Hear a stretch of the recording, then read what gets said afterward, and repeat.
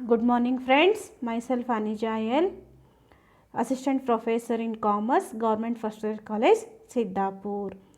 So today we will study about problems in HP or house property. So let us go first problem.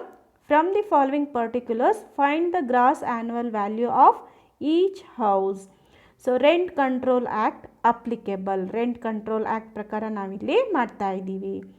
So particulars house 1, 2 and 3 are given here. So municipal value respectively 80,000, 54,000 and 30,000.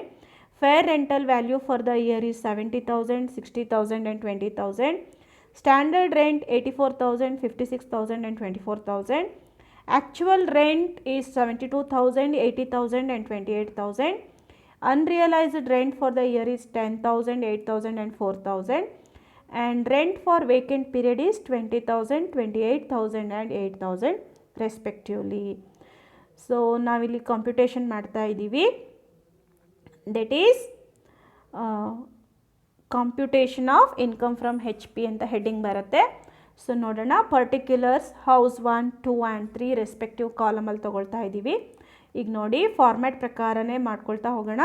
Municipal value ಮತ್ತು fair rental value ಏನು ಕೊಟ್ಟಿದ್ದಾರೆ ಅದನ್ನು ತೊಗೊಳ್ತಾ ಇದ್ದೀವಿ 3 ಹೌಸಸ್ಸಿಗೂ ಕೂಡ.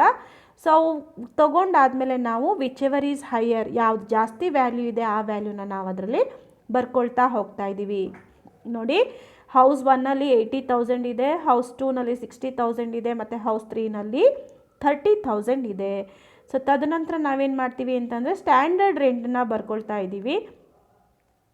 ಅವೆರಡರಲ್ಲಿ ನಾವು ಯಾವುದು ಕಡಿಮೆ ಇದೆ ಅಂತಂದರೆ ವಿಚ್ ಎವರ್ ಈಸ್ ಲೋವರ್ ಅದನ್ನು ನಾವು ಕನ್ಸಿಡ್ರೇಷನ್ ಮಾಡ್ತಾ ಇದ್ದೀವಿ ಅಂತ. ಅಂದರೆ ಸೊ 80,000 ಆ್ಯಂಡ್ 84,000ನಲ್ಲಿ 80,000 ಆಗುತ್ತೆ, 60 ಮತ್ತು 56,000ನಲ್ಲಿ 56,000 ಆಗುತ್ತೆ, ಜೊತೆಗೆ 30,000 ಮತ್ತು 24,000ನಲ್ಲಿ 24,000 ರುಪೀಸ್ ಲೋವರ್ ಆಗಿರೋದ್ರಿಂದ ಬರ್ಕೊಳ್ತಾ ಇದ್ದೀವಿ.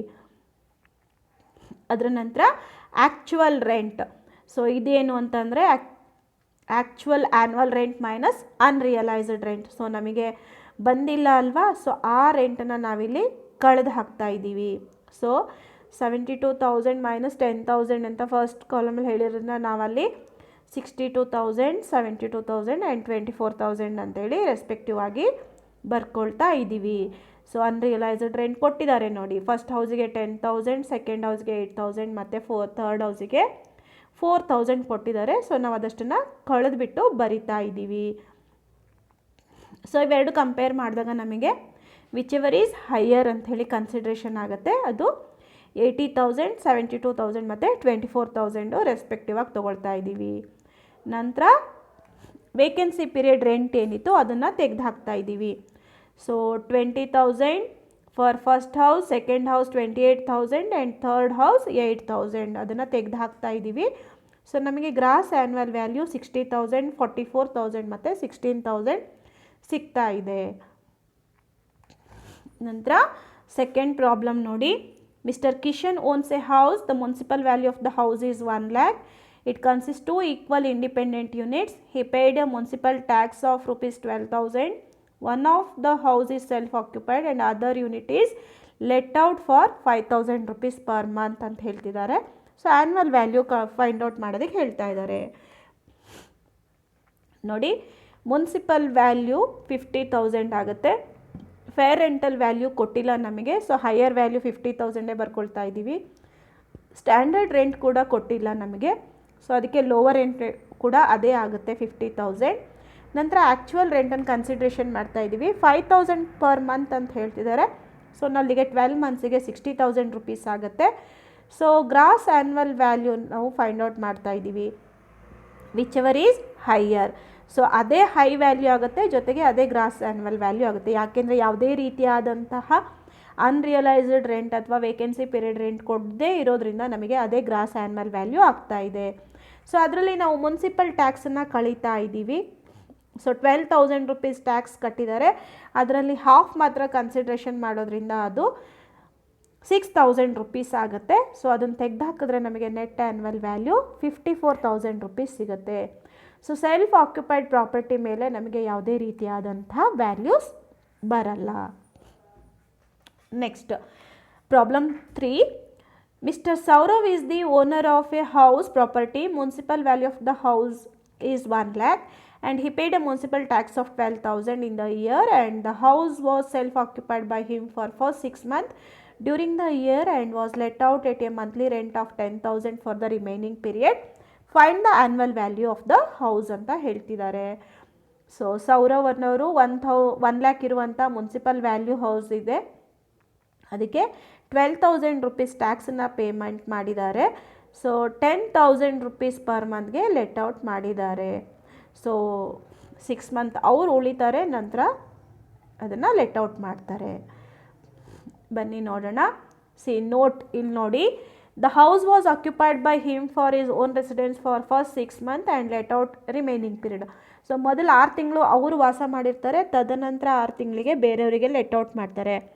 ಬಟ್ ಟ್ರೀಟ್ಮೆಂಟ್ ಏನು ಅಂತ ಅಂದರೆ, ಈ ಮನೇನ ಕಂಪ್ಲೀಟಾಗಿ 1 ವರ್ಷನೂ ಬಾಡಿಗೆ ಕೊಟ್ಟಿದ್ದಾರೆ ಅಂತಲೇ ಅಸಂಪ್ಷನನ್ನು ಮಾಡ್ತೀವಿ. ಅದಕ್ಕೆ ನಾನು ನೋಡ್ತಾ ಇಲ್ಲಿ deemed to be let out for the whole year ಅಂತೇಳಿ ಕನ್ಸಿಡ್ರೇಷನ್ ಆಗುತ್ತೆ. ಸೊ ಕಂಪ್ಯೂಟೇಷನ್ ಹೇಗೆ ಬರುತ್ತೆ ಅಂದರೆ, ಮುನ್ಸಿಪಲ್ ವ್ಯಾಲ್ಯೂ 1 ಲ್ಯಾಕ್ ಆಯಿತು, ಆ್ಯಕ್ಚುಯಲ್ ರೆಂಟ್ 10,000 ಮಲ್ಟಿಪ್ಲೈಡ್ ಬೈ 12 ಅಂತಲೇ ಆಗುತ್ತೆ. ಸೊ 1,20,000 ಆಯಿತು. ಸೊ ಅದು ಹೈ ವ್ಯಾಲ್ಯೂ ಇರೋದನ್ನು ಬರ್ಕೊಳ್ತಾ ಇದ್ದೀವಿ, ಅದೇನೇ ಗ್ರಾಸ್ ಆ್ಯನ್ವಲ್ ವ್ಯಾಲ್ಯೂ ಕೂಡ ಆಗುತ್ತೆ 1,20,000 ರುಪೀಸ್. ಸೊ ಮುನ್ಸಿಪಲ್ ಟ್ಯಾಕ್ಸ್ 12,000 ಕಳೀತಾ ಇದ್ದೀವಿ. ಸೊ ನೆಟ್ ಆ್ಯನ್ವಲ್ ವ್ಯಾಲ್ಯೂ ನಮಗೆ 1,08,000 ರುಪೀಸ್ ಸಿಗುತ್ತೆ. ಇಲ್ಲಿ ನೋಡಿ, ಸೊ ಪ್ರಾಬ್ಲಮ್ 4 ಹೇಳ್ತಾ ಇದ್ದೀನಿ. Mister Shashank is the owner of house property consisting of 4 independent units of different dimensions. So municipality has made a valuation of the house at 84,000 and levied tax 15%. So 50% of such tax paid by Mr. Shashank during the year. ಇಲ್ಲಿ ನೋಡಿ, so ಇವರು ಶಶಾಂಕ್ ಅನ್ನೋರು independent ಯೂನಿಟ್ಸನ್ನು ಹೊಂದಿದ್ದಾರೆ 4. So ಬೇರೆ ಬೇರೆ dimensions ಇದೆ ಅಂತ ಅಂದರೆ ಸ್ಕ್ವೇರ್ ಫೀಟ್ಗಳು ಬೇರೆ ಬೇರೆ ಇದೆ. ಅದರ ಹೋಲ್ ವ್ಯಾಲ್ಯೂ ಎಷ್ಟು ಅಂದರೆ 84,000 ರುಪೀಸ್ ಅಂತ ಮುನ್ಸಿಪಾಲ್ಟಿ ಅವ್ರು ಕನ್ಸಿಡ್ರೇಷನ್ ಮಾಡಿರೋದು. ಅದರ ಮೇಲ್ಗಡೆ 15% ಟ್ಯಾಕ್ಸನ್ನು ಅವರು ಕಟ್ಸ್ಕೊಳ್ತಾ ಇದ್ದಾರೆ. ಅದರಲ್ಲಿ 50% ಟ್ಯಾಕ್ಸನ್ನು ಶಶಾಂಕ್ ಅವರು ಡ್ಯೂರಿಂಗ್ ದ ಇಯರ್ ಕಟ್ತಾ ಇದ್ದಾರೆ. So 30% of the house has been occupied by Shashank. 30% ಹೌಸನ್ನು ಅವ್ರು ಆಕ್ಯುಪೈ ಮಾಡ್ಕೊಂಡಿದ್ದಾರೆ.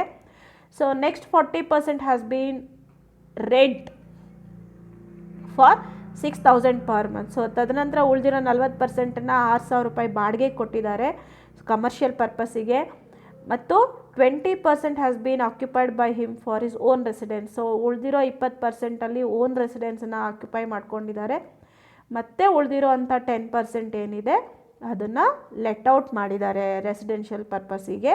1,000 ರೂಪಾಯಿ ಪ್ರತಿ ತಿಂಗಳು ಪಡೀತಾ ಇದ್ದಾರೆ. The payment in respect of the house property during the year. So ಏನೇನು ಮಾಡಿದ್ದಾರೆ ಅಂದರೆ, white wash for building 6,000, ground rent 3,000, fire insurance 600, interest of this year at 15% on A loan of rupees 2 lakh taken for construction of the house is not yet paid. So let out portion of the house for residential purpose was vacant for 2 months. Compute his income from house property. So white ವಾಶ್ಗೆ 6,000, ground rent 3,000, fire insurance 600 ರೂಪಾಯಿನ ಅವರು ಖರ್ಚು ಮಾಡಿದ್ದಾರೆ. ಜೊತೆಗೆ 15% loan ಇಂಟ್ರೆಸ್ಟನ್ನು ಕೂಡ payment ಮಾಡಿದ್ದಾರೆ. 2 ಲಕ್ಷ ರೂಪಾಯಿ ತೊಗೊಂಡಿದ್ರು ಅದರ ಮೇಲ್ಗಡೆಗೆ. ಹಾಗಿದ್ದರೆ ಸೊ ರೆಸಿಡೆನ್ಷಿಯಲ್ ಪರ್ಪಸ್ 2 ತಿಂಗಳ ಖಾಲಿ ಉಳಿದಿತ್ತು. ಹೀಗಿರುವಾಗ ಹೌಸ್ ಪ್ರಾಪರ್ಟಿ ಇನ್ಕಮ್ ಏನು ಅಂತ ಕೇಳ್ತಾ ಇದ್ದಾರೆ. ಬನ್ನಿ ಸೊಲ್ಯೂಷನ್ ನೋಡೋಣ. Computation of income from house property. So ನೋಡಿ, first house 30% portion of house used for own business. Own business ಆಗಿರೋದ್ರಿಂದ ಅದು ಬಿಸ್ನೆಸ್ ಇನ್ಕಮಲ್ಲಿ ಕನ್ಸಿಡ್ರೇಷನ್ ಆಗುತ್ತೆ. ಇಲ್ಲಿ ಏನೂ ಬರಲ್ಲ ಅದ್ರದ್ದು value. So it is completely exempted. So ನಂತರ ಸೆಕೆಂಡಲ್ಲಿ 40% portion of house is let out for commercial purpose ಅಂತ ಹೇಳ್ತಿದ್ದಾರೆ. ಸೊ 84,000 ಮುನ್ಸಿಪಲ್ ವ್ಯಾಲ್ಯೂ ಇದೆ, ಅದ್ರ ಮೇಲ್ಗಡೆ 40% ವ್ಯಾಲ್ಯೂಯೇಷನ್ ಅಂತ ಅಂದರೆ 33,600 ರುಪೀಸ್ ಆಗುತ್ತೆ. ನಂತರ ಅದಕ್ಕೆ ಆ್ಯಕ್ಚುವಲ್ ರೆಂಟ್ ಎಷ್ಟು ರಿಸೀವ್ ಮಾಡ್ತಿದ್ದಾರೆ ಅಂತಂದರೆ 72,000 ರುಪೀಸನ್ನ ರಿಸೀವ್ ಮಾಡ್ತಾ ಇದ್ದಾರೆ. ಸೊ ಇವೆರಡನ್ನ ಕಂಪೇರ್ ಮಾಡಿದಾಗ ಯಾವ್ದು ಜಾಸ್ತಿ ಇದೆ ಅದನ್ನು ಬರ್ಕೊಳ್ತೀವಿ. ಸೊ ಅದು 72,000 ರುಪೀಸ್ ಆಗುತ್ತೆ. ಅದನ್ನೇ ನಾವು ಗ್ರಾಸ್ ಆ್ಯನ್ವಲ್ ವ್ಯಾಲ್ಯೂ ಅಂತಲೂ ಕೂಡ ಕನ್ಸಿಡ್ರೇಷನ್ ಮಾಡ್ತೀವಿ. ನಂತರ 6,300 ರುಪೀಸ್ ಅವರು ಮುನ್ಸಿಪಲ್ ಟ್ಯಾಕ್ಸನ್ನು ಪೇಮೆಂಟ್ ಮಾಡಿದ್ದಾರೆ. ನಾವು ಅದ್ರ ಮೇಲ್ಗಡೆಗೆ 40% ಮಾತ್ರ ಲೆಸ್ ಮಾಡ್ತಾ ಇದ್ದೀವಿ. ಸೊ 6,300 ಮೇಲೆ 40% ಟ್ಯಾಕ್ಸ್ ಅಂತ ಅಂದರೆ 2,520 ರುಪೀಸ್ ಆಗುತ್ತೆ. ಸೊ ಅಲ್ಲಿಗೆ ನೆಟ್ ಆ್ಯನ್ಯುವಲ್ ವ್ಯಾಲ್ಯೂ ನಮ್ಮದು 69,480 ರುಪೀಸ್ ಆಗುತ್ತೆ. ನಂತರ ನಾವು ಸೆಕ್ಷನ್ 24 ಡಿಡಕ್ಷನ್ಸನ್ನು ಕ್ಲೈಮ್ ಮಾಡ್ತೀವಿ. ಸೊ ಸ್ಟ್ಯಾಂಡರ್ಡ್ ಡಿಡಕ್ಷನ್ನು 69,480 ಮೇಲ್ಗಡೆಗೆ 30% ಅಂತ ಅಂದರೆ 20,844 ರುಪೀಸ್ ಆಗುತ್ತೆ. ನಂತರ ಲೋನ್ ಇಂಟ್ರೆಸ್ಟ್ 30,000 ಏನಿದೆ ಅದ್ರ ಮೇಲ್ಗಡೆಗೆ 40% ಅಂತ ಅಂದರೆ 12,000 ರುಪೀಸ್ ಆಗುತ್ತೆ. ಸೊ ಇವೆರಡನ್ನ ಯುನೈಟ್ ಮಾಡಿದಾಗ ನಮಗೆ ಬರೋ ವ್ಯಾಲ್ಯೂ 32,844 ಆಗುತ್ತೆ. ಸೊ 69,480ನಲ್ಲಿ 32,844 ಕಳೆದ್ರೆ ನಮಗೆ ವ್ಯಾಲ್ಯೂ 36,636 ರುಪೀಸ್ ಬರುತ್ತೆ. ಇದು ಇನ್ಕಮ್ ಫ್ರಮ್ ಲೆಟ್ಔಟ್ ಪ್ರಾಪರ್ಟಿ ಆಗುತ್ತೆ. ಫಾರ್ ಕಮರ್ಷಿಯಲ್ ಪರ್ಪಸ್ಸಿಗೆ ಲೆಟ್ಔಟ್ ಮಾಡಿರೋಂಥ ಇನ್ಕಮ್ ಅದು. ನಂತರ third one 20% of the house is SOP ಅಂತ. ಸೊ ತದನಂತರ ಉಳಿಯೋ 20% ಮನೆನ ಅವರು ಸೆಲ್ಫ್ ರೆಸಿಡೆನ್ಸಿಗೆ ಯೂಸ್ ಮಾಡ್ತಾ ಇದ್ದಾರೆ. ಸೊ ಅದರಲ್ಲಿ ಏನೂ ವ್ಯಾಲ್ಯೂ ಬರಲ್ಲ. ಬಟ್ ಏನು ಬರುತ್ತೆ ಅಂತ ಅಂದರೆ ಡಿಡಕ್ಷನ್ಸನ್ನು ಕ್ಲೈಮ್ ಮಾಡ್ತೀವಿ ಸೆಕ್ಷನ್ 24 ಅಂದರೆ 30,000 ರೂಪಾಯಿ ಏನು ಇಂಟ್ರೆಸ್ಟ್ ಕಟ್ಟಿದ್ದಾರೆ ಅದನ್ನು ಕ್ಲೈಮ್ ಮಾಡ್ತೀವಿ. ಸೊ ಎಷ್ಟು ಪರ್ಸೆಂಟೇಜು ಅಂತಂದರೆ 20% ರೆಸಿಡೆನ್ಸನ್ನು ಯೂಸ್ ಮಾಡ್ತಿರೋದ್ರಿಂದ 20%ನ್ನು ಮಾತ್ರ ಕ್ಲೈಮ್ ಮಾಡ್ತಾ ಇದ್ದೀವಿ. ಸೊ ಅದು ನಮಗೆ 6,000 ರುಪೀಸ್ ಸಿಗ್ತಾ ಇದೆ. ಸೊ ಅಲ್ಲಿಗೆ ಅದು ನಾವು ಸ್ವಂತ ಮನೆಗೆ ಕಟ್ತಿರೋ ಇಂಟ್ರೆಸ್ಟ್ ಏನಾಗುತ್ತೆ ಅಂದರೆ ಲಾಸ್ ಆಗೋದ್ರಿಂದ ನಾವು ಅದನ್ನು -6,000 ಅಂತೇಳಿ ಟ್ರೀಟ್ಮೆಂಟನ್ನು ಕೊಡ್ತೀವಿ.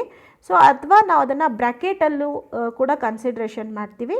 ಸೊ ಹಂಗಂದರೆ ಅದು ಲಾಸ್ ಅಂತ ಹೇಳಿ ಟ್ರೀಟ್ಮೆಂಟ್ ಆಗುತ್ತೆ.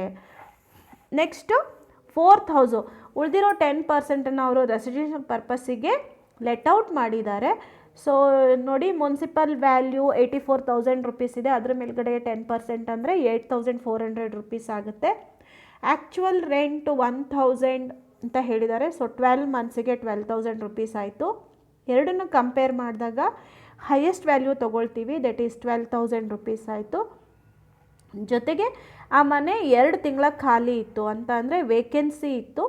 ಸೊ ವೇಕೆನ್ಸಿ ಪೀರಿಯಡ್ ಲಾಸ್ ಎಷ್ಟು ಅಂದರೆ 1,000 ಮಲ್ಟಿಪ್ಲೈಡ್ ಬೈ 2 ಮಂತ್ಸ್ ಅಂತ ಕನ್ಸಿಡ್ರೇಷನ್ ಮಾಡಿದ್ರೆ 2,000 ರುಪೀಸ್ ಆಯಿತು. ಸೊ ಅದನ್ನು ತೆಗೆದಾಕಿದ್ರೆ ನಮಗೆ 10,000 ರುಪೀಸು ಗ್ರಾಸ್ ಆ್ಯನ್ಯುವಲ್ ವ್ಯಾಲ್ಯೂ ಸಿಗತ್ತೆ. ಸೊ ನಂತರ ನಾವು ಮುನ್ಸಿಪಲ್ ಟ್ಯಾಕ್ಸ್ 10%ನ್ನು ಕ್ಯಾಲ್ಕುಲೇಷನ್ ಮಾಡ್ತೀವಿ 6,300 ಮೇಲ್ಗಡೆಗೆ. ಸೊ 630 ರುಪೀಸ್ ಮುನ್ಸಿಪಲ್ ಟ್ಯಾಕ್ಸನ್ನು ತೆಗೆದಾಕಿದ್ರೆ ನಮಗೆ ನೆಟ್ ಆ್ಯನ್ಯುವಲ್ ವ್ಯಾಲ್ಯೂ ನಮಗೆ 9,370 ರುಪೀಸ್ ಸಿಗತ್ತೆ. ಸೊ ಇದರ ಮೇಲೆ ನಾವು ಡಿಡಕ್ಷನ್ಸನ್ನು ಕ್ಲೈಮ್ ಮಾಡ್ತೀವಿ ಸೆಕ್ಷನ್ 24 ಪ್ರಕಾರ. ಅದರಲ್ಲಿ ಮೊದಲನೇದು 30% ಸ್ಟ್ಯಾಂಡರ್ಡ್ ಡಿಡಕ್ಷನ್ ಆನ್ NAV ಅಂತ ಕನ್ಸಿಡ್ರೇಷನ್ ಮಾಡಿದ್ರೆ ಸೊ ಅದು 2,811 ರುಪೀಸ್ ಆಗುತ್ತೆ. ಮತ್ತು ಲೋನ್ ಇಂಟ್ರೆಸ್ಟ್ 30,000 ಮೇಲೆ 10% ಏನು ಯೂಸ್ ಮಾಡ್ತಾ ಇದ್ದೀವಿ ಆ ಹೌಸ್ ಅಷ್ಟಕ್ಕೆ ಅಂತ ಅಂದರೆ 3,000 ರುಪೀಸ್ ಆಯಿತು. ಸೊ ಟೋಟಲಲ್ಲಿ ನಮಗೆ 5,811 ರುಪೀಸ್ ಆಗುತ್ತೆ. ಸೊ 9,370ನಲ್ಲಿ ನಾವು 5,811 ಕಳೆದ್ರೆ ನಮಗೆ ಬರೋ ವ್ಯಾಲ್ಯೂ ಎಷ್ಟು ಅಂತ ಅಂದರೆ 3,559 ಆಗುತ್ತೆ. ಸೊ ಅಲ್ಲಿಗೆ ನಮಗೆ ಟೋಟಲ್ ಇನ್ಕಮ್ ಬರೋದು ಎಷ್ಟು ಅಂತ ಅಂದರೆ ಫಸ್ಟ್ ಹೌಸಲ್ಲಿ 36,636, ಸೆಕೆಂಡ್ ಹೌಸ್ ಏನಿದೆ ಲಾಸ್ ಏನಿದೆ ಅದು -6,000 ಮತ್ತು ಮೂರನೇದು 3,559. ಸೊ ಇದಷ್ಟನ್ನು ಆ್ಯಡ್ ಮಾಡಿ ಲೆಸ್ ಮಾಡಿದ್ರೆ ನಮಗೆ so income from let out property ಎಷ್ಟು ಅಂದರೆ 34,235 ರುಪೀಸ್ ಆಗುತ್ತೆ. ಇಲ್ಲಿ ಅಬ್ಸರ್ವ್ ಮಾಡಿ, income from house property used for running is own ಬಿಸ್ನೆಸ್ನ ನಾವು ನಿಲ್ ಅಂತ ಕನ್ಸಿಡ್ರೇಷನ್ ಮಾಡ್ತೀವಿ. ಮುನ್ಸಿಪಲ್ ವ್ಯಾಲ್ಯೂ 12,600 ಮೇಲ್ಗಡೆಗೆ ಬರುತ್ತೆ. ಸೊ ಎಷ್ಟು ಅಂತ ಅಂದರೆ 84,000 ಮೇಲೆ 15% ಅಂದರೆ 12,600 ಆಗುತ್ತೆ. ಅದರಲ್ಲಿ 50% ಮಾತ್ರ ಪೇ ಮಾಡಿರೋದ್ರಿಂದ ನಾವು 6,300ನ ಕನ್ಸಿಡ್ರೇಷನ್ ಮಾಡಿ ಮೇಲ್ಗಡೆಗೆ ಕ್ಯಾಲ್ಕುಲೇಷನನ್ನು ರೆಸ್ಪೆಕ್ಟಿವ್ ಏನು ಬಳಸ್ತಿದ್ದಾರೆ ಅಷ್ಟಕ್ಕೆ ನಾವು ಕ್ಯಾಲ್ಕುಲೇಷನ್ಸನ್ನು ಮಾಡಿದ್ದೀವಿ. ಮತ್ತು total interest payable on housing loan 30,000 ಇದೆ, 30,000 ಆಗುತ್ತೆ. 2 ಲ್ಯಾಕ್ ಮೇಲೆ 15% ಅಂದರೆ 30,000 ಆಗುತ್ತೆ. ಸೊ ಅದನ್ನೇ ನಾವು ರೆಸ್ಪೆಕ್ಟಿವ್ ಎಲಿಮೆಂಟಿಗೆ ಡಿವಿಷನ್ ಮಾಡಿದ್ದೀವಿ. ನಂತರ expenses paid by the owner not allowed for deduction. So owner ಏನು ಎಕ್ಸ್ಪೆನ್ಸಸನ್ನು ಮಾಡಿದ್ದಾನೆ ಅದನ್ನು ನಾವು ಸ್ಟ್ಯಾಂಡರ್ಡ್ ಡಿಡಕ್ಷನ್ಸಿಗೆ ಕನ್ಸಿಡ್ರೇಷನ್ ಮಾಡಿಲ್ಲ. And interest on loan for construction is allowed for deduction whether paid or not. So interest ಏನಿತ್ತು ಲೋನ್ ತೊಗೊಂಡಿರೋದು, ಸೊ ಅದ್ರ ಮೇಲೆ ಕಟ್ಟಿದನೋ ಇಲ್ಲೋ ಗೊತ್ತಿಲ್ಲ, ಬಟ್ ನಾವು ಅದನ್ನು ಡಿಡಕ್ಷನ್ಸನ್ನು ಕನ್ಸಿಡ್ರೇಷನ್ ಮಾಡಿದ್ದೀವಿ. ಸೊ ಮುನ್ಸಿಪಲ್ ಟ್ಯಾಕ್ಸಸನ್ನು ಪೇಯ್ಡ್ ಬೈ ಓನರ್ ಅಂತಲೇ ಕನ್ಸಿಡ್ರೇಷನ್ ಮಾಡಿದ್ದೀವಿ. ಸೊ ಔಟ್ಸ್ಟ್ಯಾಂಡಿಂಗ್ ಮುನ್ಸಿಪಲ್ ಟ್ಯಾಕ್ಸಸ್ ಏನಿತ್ತು ಅದನ್ನು ನಾವು ಡಿಡಕ್ಷನಿಗೆ ಅಲೋ ಮಾಡಿಲ್ಲ. ಇದಿಷ್ಟು ಈ ಪ್ರಾಬ್ಲಮಿಗೆ ರಿಲೇಟೆಡ್ ಆಗಿರುವಂಥ ಇನ್ಫಾರ್ಮೇಷನ್. ಸೊ ಫ್ರೆಂಡ್ಸ್, ಇವತ್ತಿಗೆ ಇಲ್ಲಿಗೆ ಮುಗಿಸೋಣ. Have A nice day.